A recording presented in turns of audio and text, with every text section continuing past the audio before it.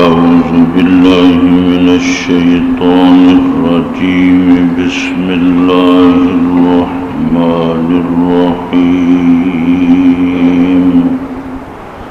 قال عيسى ابن مريم اللهم ربنا أنزل علينا مائدة من السماء تكون لنا عيدا لأولنا وآخرنا وآية منك وارزقنا وأنت خير الرازقين.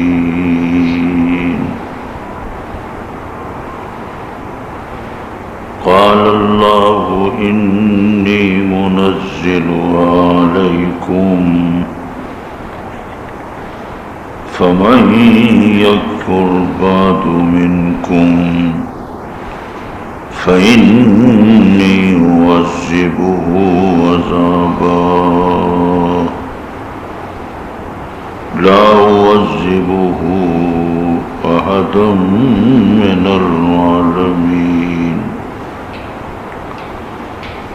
اللهم صل على محمد وعلى آل محمد كما صليت على إبراهيم وعلى آل إبراهيم إنك حميد مجيد.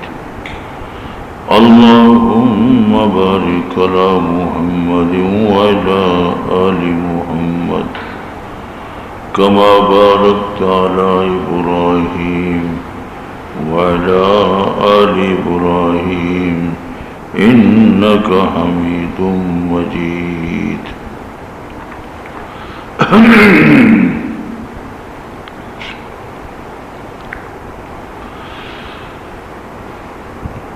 آج کی نماز تراویح میں سورۃ النساء مکمل ہو چکی ہے. اس کے بعد سورۃ المائدہ مکمل ہو چکی ہے اور سورہ انعام اس کے بھی 6 رکوع پڑھے جا چکے. گویا کہ آج کی اس نماز تراویح کی تلاوت کو ڈال کر 6.5 پارے. تو کل 6 پارہ شروع ہوا تھا، آج 6 پارہ بھی مکمل ہو گیا اور 7ویں پارے کا نصف. سورہ مائدہ میں اللہ تبارک و تعالی نے جن مضامین کو، جن مقاصد کو بیان فرمایا ہے، اس میں بنیادی طور پر تو شرک فعلی کی نفی، کہ عملی طور پر جو لوگ اللہ تبارک و تعالی کی ذات صفات کے ساتھ مخلوق میں سے کسی کو شریک ٹھہراتے ہیں، اس کی تردید کی گئی. مثال کے طور پر دور جاہلیت میں وہ لوگ اپنے اونٹنیوں کو، اونٹوں کو، جانوروں کو اپنے بتوں کے نام پر نامزد کر دیتے تھے اور پھر نہ اس پہ سواری کرتے تھے، نہ اس کا دودھ پیتے تھے. یہ ان کی ایک عملی فعلی شرک، اسے معبود جانتے تھے. جیسے ہندو تو دیکھو اب گائے ماتا، ہندو اس کی پوجا کرتا، یہی حال ان کا بھی تھا. سورہ مائدہ میں اللہ تبارک و تعالی نے یہاں پہلی بات ذکر کرتے ہوئے کہ یا ایھا الذین آمنوا اوفوا بالعقود، جو کسی کے ساتھ تم نے معاہدہ کر لیا ہے، عقد کر لیا ہے، پورا کرو۔ اور تمہارے لیے بہیمۃ الانعام احلت لکم بہیمۃ الانعام، جتنے جانور بھی ہیں جب اللہ نے تمہاری خدمت کے لیے سواری کے لیے پیدا فرمائے ہیں، تم سواری کرو۔ جو دودھ والے جانور ہیں ان کا دودھ پیو، تمہارے لیے حلال ہے، تم اپنے طور پر ان کو حرام جانتے ہو، یہ غلط ہے۔ اس کے ساتھ ساتھ ہی وہ اللہ کے شعائر کو اپنے لیے حرام سمجھتے تھے۔ اسی طرح حرمت کا مہینہ یعنی محرم کے مہینے میں، اور اس کے ساتھ ساتھ ہی قربانی کا جانور، اور پھر قربانی کے جانوروں کی کئی قسمیں ہیں۔ کچھ ایسے قربانی کے جانور بھی ہوتے تھے کہ گھروں سے چلا کر لے جاتے تھے، گلے میں قلاٹہ ڈالتے تھے کہ یہ بیت اللہ کا جانور ہے۔ اور فرمایا کہ جب تم لوگ یوں اپنے جانوروں کو، اپنے قربانی کے جانوروں کو خدا کے گھر کی طرف لے جاؤ تو ان کی توہین نہ کرو، ان کا احترام کرو۔ اس کے ساتھ ساتھ ہی جب تم حج کر لو، احرام اتر جائے، فاصطادوا، اب تمہارے لیے جائز ہے تم شکار کرو۔ آگے اللہ کو تبارک و تعالیٰ نے مسجد حرام کے بارے میں بھی ان کو یہی حکم دیا کہ دیکھنا تمہیں کوئی قوم اس پر آمادہ نہ کرے کہ تم لوگوں کو مسجد حرام میں آنے سے روکو۔ وہ مسجد حرام میں آنے سے بھی روکتے تھے۔ اور اس کے ساتھ ساتھ ہی اللہ نے فرمایا کہ نیکی تقوی پر تعاون کرو۔ آگے اللہ کو تبارک و تعالیٰ نے محرمات کا ذکر کیا۔ چند تیر رکھے ہوئے تھے انہوں نے جوئے کی شکل میں، چند آدمی مل کر اونٹ خریدتے تھے، پھر اس کو ذبح کرتے تھے اور پھر ان تیر نکالتے تھے۔ کسی پر لکھا ہوتا تھا 1/8، کسی پہ 1/7، کسی پہ 1/2، کوئی خالی بھی تھا۔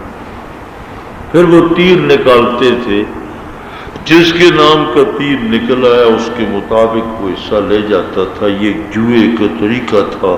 فرمایا ذالکم فسق، یہ نافرمانی ہے۔ آگے اللہ کو تبارک و تعالیٰ نے وہی آیت کریمہ سورہ مائدہ میں جو حجۃ الوداع کے موقع پر نازل ہوئی، الیوم اکملت لکم دینکم واتممت علیکم نعمتی ورضیت لکم الاسلام دینا۔ اس سے معلوم ہوتا ہے کہ سب سے آخر میں سورۃ المائدہ نازل ہوئی، کیونکہ الیوم اکملت لکم دینکم یہ 9 ہجری کو، 10 ہجری کو جو حضور پاک صلی اللہ علیہ وسلم نے حج فرمایا وہ حجۃ الوداع بھی ہے، آخری حج ہے۔ اسی حج کے موقع پر میدان عرفات میں یہ آیت کریمہ اتری تھی، الیوم اکملت لکم دینکم واتممت علیکم نعمتی ورضیت لکم الاسلام دینا۔ اس کے ساتھ ساتھ ہی امر مصلح نماز کا ذکر آ گیا۔ نماز سے پہلے طہارت، کہ دیکھو جب نماز کا وقت آ جائے تو پھر اذا قمتم الی الصلاۃ فاغسلوا وجوہکم، تو وضو کے جو 4 فرض ہے وہ قرآن پاک نے ذکر فرما دیے کہ وضو کر کے پھر نماز پڑھو۔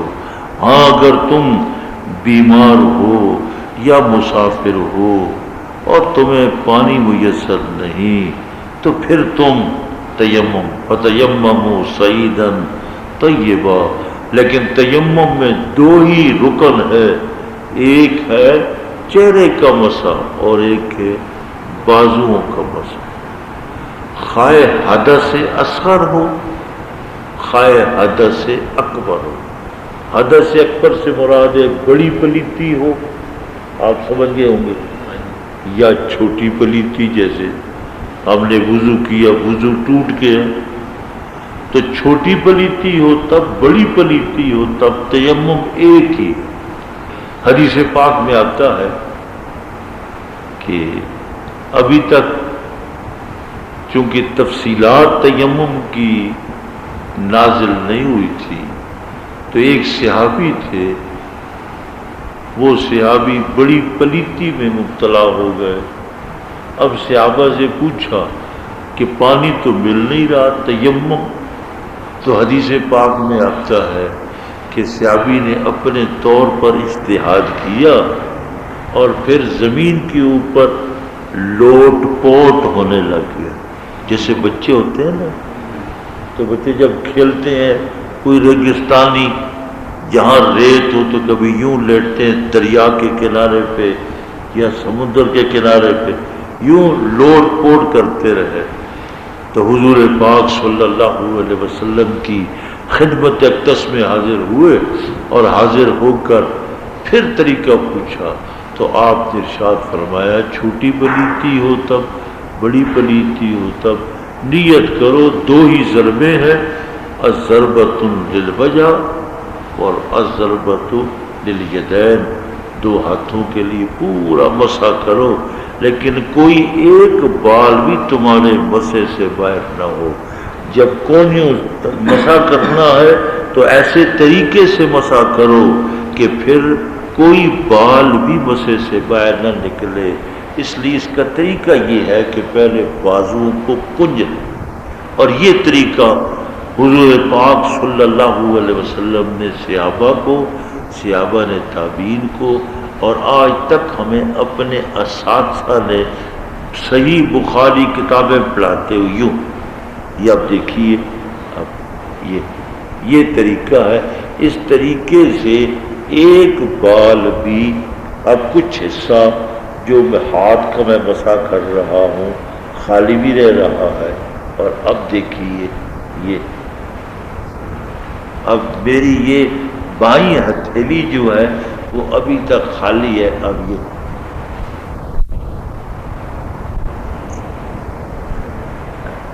اس طریقہ سے دیکھا گیا ہے کہ کہیں عید کی نماز ہو یا جنازہ ہو تو لوگ کیا کرتے ہیں، جلدی سے تیمم، تو وہ بازو بھی نہیں اٹھاتے، ایسی ضربیں لگائی، یوں کر لیا ایسے، یہ کوئی تیمم نہیں ہوا۔ تو تیمم کرنے کا طریقہ یہ کہ مٹی کے اوپر پاک مٹی ہو، ہاتھوں کو اگر مٹی لگ گئی جھاڑ لو اور پورا یوں مسح کرو،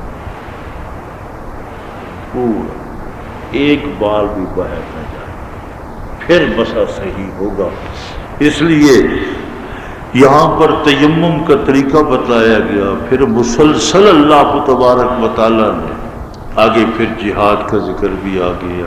حضرت موسیٰ علیہ السلام کہ لو جی یہاں بیت المقدس میں عمالقہ لوگ ہیں، فیہا قوم جبارین وَإِنَّا لَن نَدْخُلَهَا، وسیلہ تلاش کرو۔ وسیلہ کیا؟ یہی اعمال، نماز بھی وسیلہ ہے، روزہ بھی وسیلہ ہے، حج بھی وسیلہ ہے، جتنے نیک اعمال ہیں یہ وسیلہ توسل تقرب الی اللہ، ان سے اللہ کا تقرب حاصل ہوتا ہے۔ اس لیے فرمایا کہ ہاں قیامت کے دن وہ کافر فدیہ دینا چاہیں گے، لیکن اللہ پاک ان کا کوئی فدیہ قبول نہیں کرے گا۔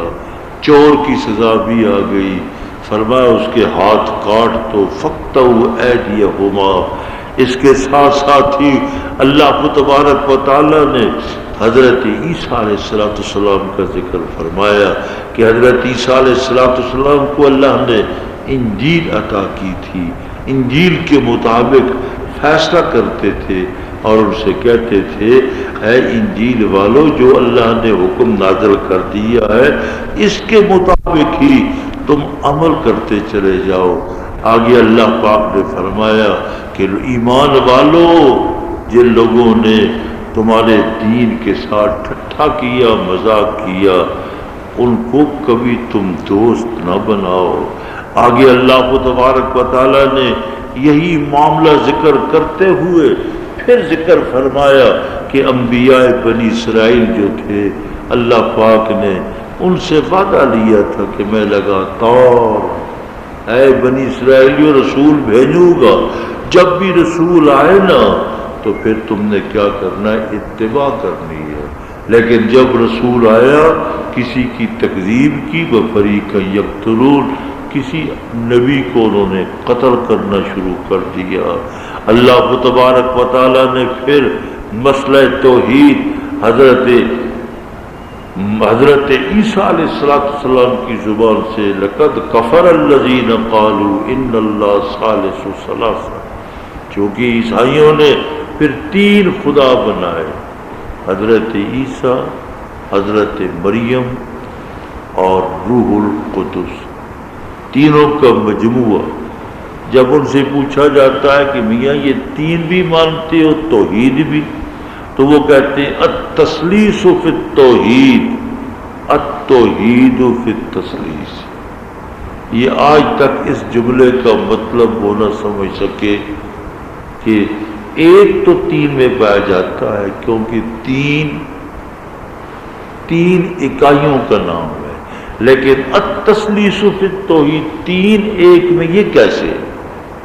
اس لیے فرمایا کہ وما من الہ الا الہ واحد وَإِن لَّمْ يَنْتَهُوا، اگر تم اس سے باز نہیں آؤ گے تو سخت عذاب ملے گا۔ آگے اللہ نے فرمایا کہ پاکیزہ چیزوں کو تم حرام نہ کرو، جن چیزوں کو اللہ نے تمہارے لیے حلال کر دیا ہے تو ان کو حلال ہی جانو۔ پھر سورہ مائدہ میں سب سے آخر میں یہاں پر حرمت شراب والی آیت، اللہ پاک نے شراب کی حرمت 3 آیتیں ہیں سلسلہ سورہ بقرہ میں۔ سب سے پہلے اللہ نے فرمایا کہ ہاں اس میں کچھ نفع بھی ہے کچھ نقصان بھی ہے، لیکن سورہ مائدہ کی یہ آیت یہاں واضح حرمت آ گئی، انما الخمر والمیسر والانصاب والازلام رجس من عمل فاجتنبوہ۔ حدیث پاک میں آتا جب یہ آیت کریمہ اتری تو اس وقت حضور پاک صلی اللہ علیہ وسلم نے صحابی کو بلایا، فرمایا جاؤ مدینہ طیبہ کی گلی کوچے میں اعلان کر دو کہ لوگو الا فإن الخمر قد حرمت، اللہ نے شراب کو حرام کر دیا۔ تو حدیث پاک میں آتا ہے کہ ایک محفل لگی ہوئی تھی، جیسے ہمارے ہاں کسی کو چائے پر بلا لیا تو چائے کا دور چلتا ہے نا، تو اس زمانے میں وہ شراب کا دور چلتا تھا۔ تو حدیث پاک میں آتا جب صحابی نے اعلان کیا تو ایک مقام پر شراب کا جام چل رہا تھا، اللہ، بس اعلان سنتے ہی جام کو یوں دور کیا، انڈیل دیا، جو منہ میں تھا باہر پھینک دیا، اور جتنے مٹکے گھروں میں بھرے پڑے تھے شراب کے، حضور نے فرمایا گلیوں میں انڈیل دو، اور گلیوں میں انڈیل دیا۔ حدیث پاک میں آتا ہے کہ اس آیت کریمہ کی نزول کے بعد پھر مدینہ طیبہ کی چھوٹی چھوٹی گلیوں میں شراب اس طرح چلتی تھی جیسے آسمان سے بارش اترتی ہے تو بارش کا پانی چلتا، اور چونکہ ریتلا ریگستانی، وہ مٹی ریگستانی ہے، تو پھر تقریباً سال تک شراب کی جب بھی بارش ہوتی تھی تو شراب کی وہ بدبو آتی تھی۔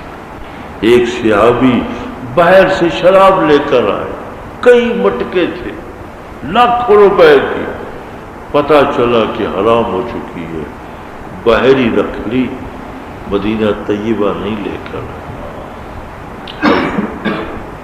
آ کر پوچھا، فرمایا حرام ہو چکی ہے۔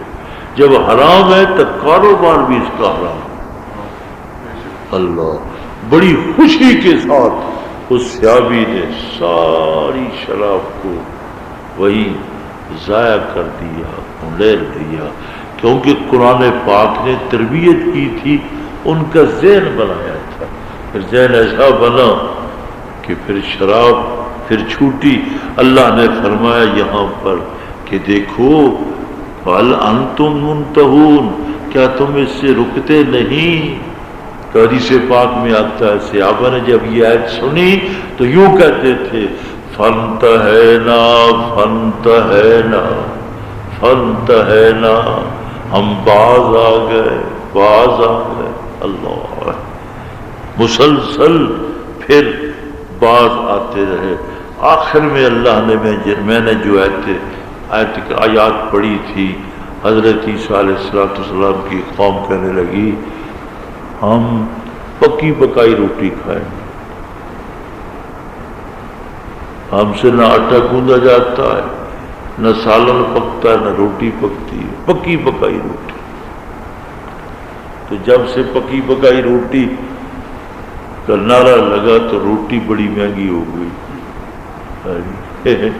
روٹی بڑی، تو آج سے 25-26 سال پہلے، 30 سال پہلے ہمارے ملک میں پکی پکائی روٹی تنور لگ جائیں گے جیسے روس میں لوگوں کو روٹیاں ملتی ہیں، تو پھر روٹی مہنگی ہوگی۔ اس سے پہلے روٹی بڑی سستی تھی، بہت سستی تھی۔ تو ہم اس زمانے میں لاہور پڑھتے تھے تو 1 روپیے کی کلو کھانڈ ملتی تھی۔ سن 1965 میں تو گورنر امیر خان کا دور تھا، تو 1.25 روپیہ 25 پیسے کھانڈ مہنگی ہوگی، لوگوں نے جلوس نکالا۔ تو آپ دیکھو وہ روپیہ 8 آنے سیر دودھ ملتا تھا،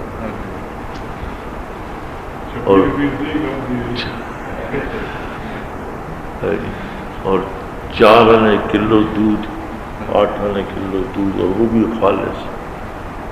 اب اتنا ہی روٹی مہنگی ہو گئی، یعنی 10 روپے، مجھے یاد ہے میں نے خود 8 روپے من یہ گندم میں نے خود خریدی اور اٹھائی۔ تو آپ تو جو مجھ سے کوئی عمر میں بڑا ہے تو اس سے پہلے جو ہے 1 روپے کی 20 سیر گندم ملتی تھی، روپیہ بڑا مشکل تھا۔ اب ظاہر ہے کہ روپیہ اتنا عام ہو گیا، تو اس وقت دیکھو نا ریال، اس زمانے میں ریال جو تھا، ہمارے پیسے کی قدر و قیمت تھی، ڈالر بھی پیچھے تھے، یہ پاؤنڈ بھی۔ اب دیکھو پاؤنڈ تو برطانیہ کا دور تھا، اب اس وقت 106 روپے کا، 108 روپے پاؤنڈ کا بھاؤ 108 روپے۔ تو وہ پاؤنڈ اور ہمارا پاکستان کا روپیہ یہ بالکل برابر تھا، لیکن ہم کتنے پیچھے رہ گئے۔ وہ وہیں ان کی اقتصادیات، معاش یہاں سے لوٹ کر سب لے گئے۔ اس لیے اللہ پاک نے یہاں ذکر فرمایا کہ وہ قوم کہنے لگی پکا پکایا کھانا، نہ ایسا نہ کر، پکا پکایا کھانا نہیں، فرمایا نہیں، ضد کرنے لگ گئے۔ اللہ نے فرمایا تم سے ناشکری ہو جائے گی، اگر ناشکری ہو گئی تو پھر فَإِنِّي أُعَذِّبُهُ عَذَابًا لَا أُعَذِّبُهُ أَحَدًا مِنَ الْعَالَمِينَ، پھر ایسا عذاب ملے گا دنیا میں کسی کو عذاب نہیں ملا۔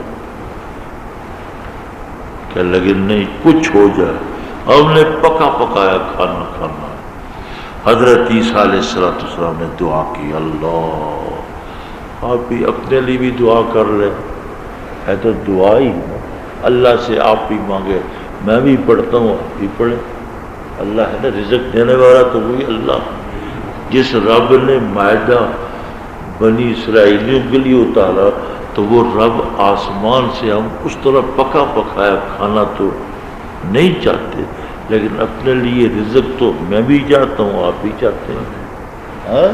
اس لیے حضرت عیسیٰ علیہ السلام نے دعا کی، اللہم ربنا انزل علینا مائدۃ من السماء، اے اللہ تو ہمارا رب ہمارے لیے بھی آسمان سے دسترخوان نازل فرما. آمین کہتے. اللہم ربنا انزل علینا مائدۃ من السماء تکون لنا عیدا.